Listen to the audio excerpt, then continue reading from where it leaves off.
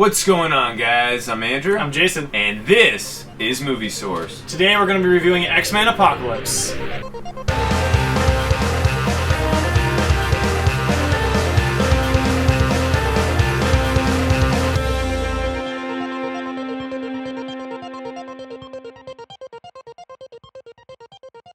So X-Men Apocalypse is being directed by Bryan Singer. Bryan Singer did do the first X-Men in 2000. He did X2, X-Men United in 2003. He also came back for the series in X-Men Days of Futures Past. He didn't do X3 because Brett Ratner did. He went off to do Superman Returns. Also, Simon Kimber came back to write this film. He also did Days of Futures Past, and he also did Fant 4 Stick, or I like to call it Fant Shit Stick.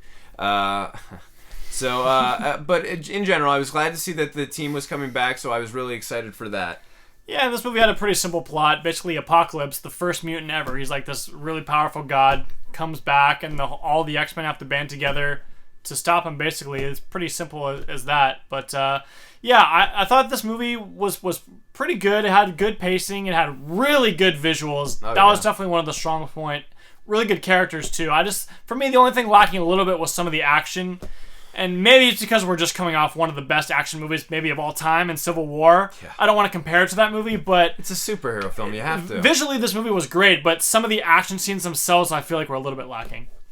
Yeah, no, that's fair. I think you have a fair assessment on it. And also, too, I mean, Days of Futures Past, there's not an enormous amount of action, but there are some great set action pieces in that, especially with the stadium and stuff. But just so definitely we had high hopes for the action. And this movie does have one or two, pretty cool action scenes, but it could have been more of that. And even those scenes, I feel like, still could have been a little bit better. And again, we're not going to go into detail. One of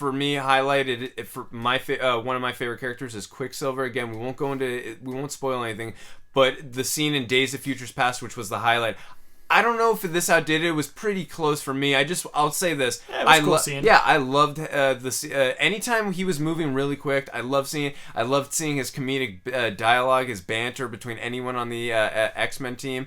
Also, something I really love seeing. I love seeing Professor X, played by James McAvoy, and Michael Fassbender playing Magneto. I really love their dynamic. I love seeing how complicated their relationship is.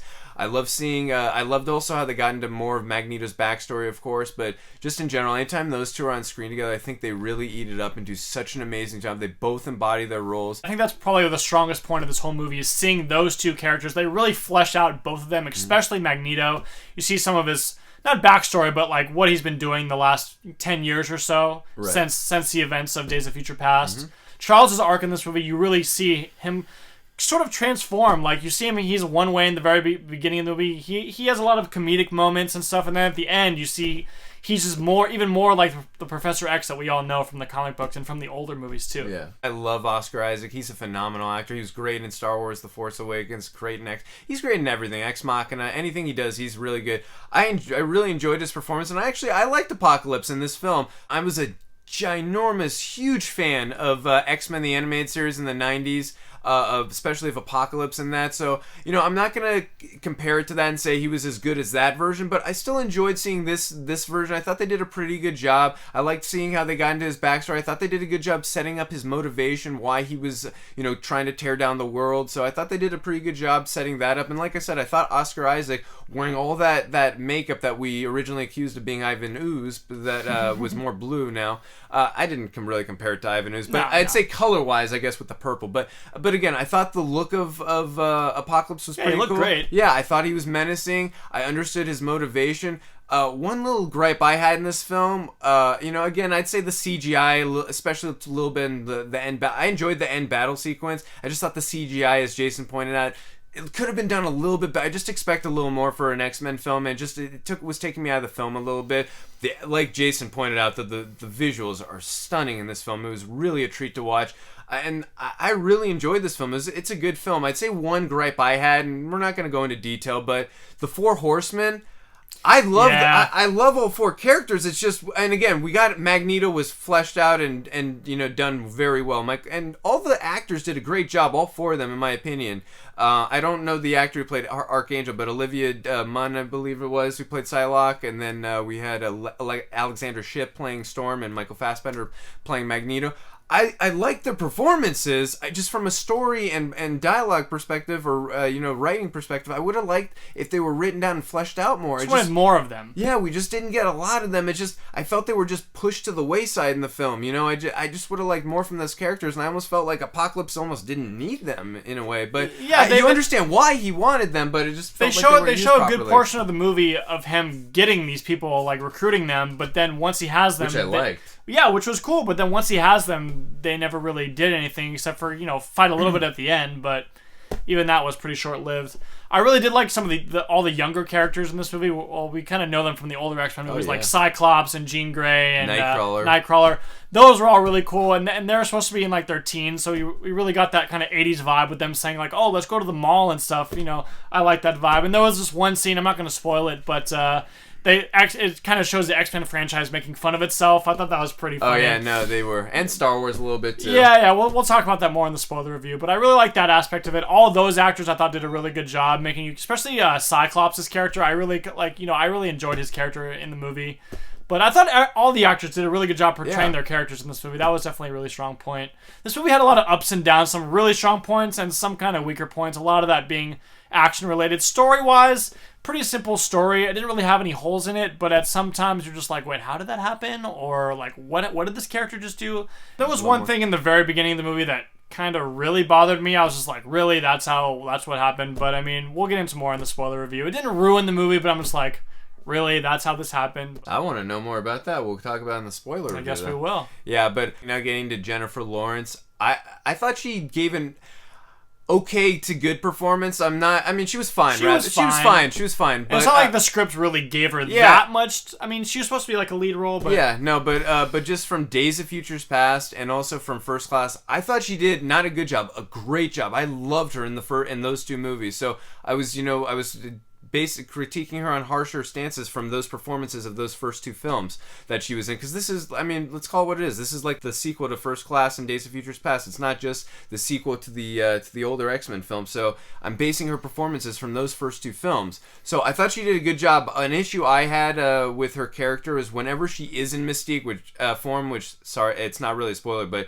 she's not in Mystique form a ton in this movie, but when she is in Mystique form, the blue CGI for me, her makeup, it was, if you watch the First Class and Days of Futures Past, it's practical makeup. The blue the makeup that she's wearing, it's very practical. And this, it really felt like it was CGI'd on. And in general, it was taking me out of it a little whenever she was CGI'd up. It just didn't look as good as the first two films. It didn't bother me too terribly much, but I understand what you're saying. It didn't look as good as it did in the first two movies, but I thought her performance was fine. It wasn't terrible like everyone's saying, but no, it wasn't standout. I think because she's an Academy Award-winning actress, everyone maybe expects her to give an Academy Award-winning performance every time, but I thought she was fine. Yeah, she wasn't a standout. The two standouts in the movie were definitely James McAvoy and Michael Fassbender. And Quicksilver. Yeah, his character was awesome. It's not like he gave the best performance of all time. But he was good as Quicksilver, though. I did like those scenes with Quicksilver where he's running super fast. I loved the old characters who were giving new introductions between Nightcrawler, Cyclops, and Jean Grey. I thought they did a great job of really setting up those characters, because now, like, at the end of the film, which we're not going to spoil, just how the film ended, I was like, oh, I'm really pumped and excited to see the group back again for the next...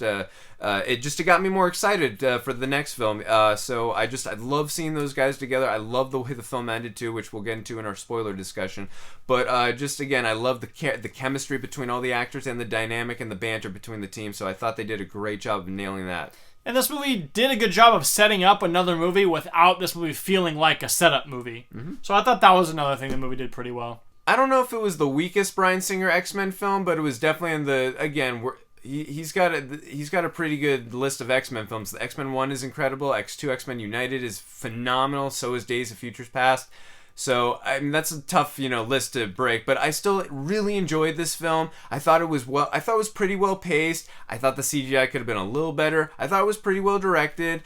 I loved the performances in the film, especially by Michael Fassbender and James McAvoy. They are phenomenal. I love their chemistry and their relationship. They embody those roles, and they are Professor X and Magneto to the core. So I love those two performances. And everyone else, for the most part, I enjoyed seeing the team back. I enjoyed getting the reintroduction of some of our old favorite characters, and I'm looking very forward to seeing them in the next film. I'm going to give this film an 8.3 out of 10. Yeah, no, I really enjoyed this movie a lot. I thought it was a lot of fun, visually stunning. The score was really great, especially in the opening credits. That music was just awesome. I was just so happy about that. I agree. Yeah, no, this movie was, I feel like, getting a lot of negative reviews, and I'm not really sure why. I thought it was I'm in agreement. Had a few problems with this movie, but pretty much every movie does. So I'm gonna have to give this movie an 8. Alright guys, well that's going to do it for this video. Let us know what you thought about this movie in the comments section, and if you like these videos, you can hit the subscribe button. See you guys next time.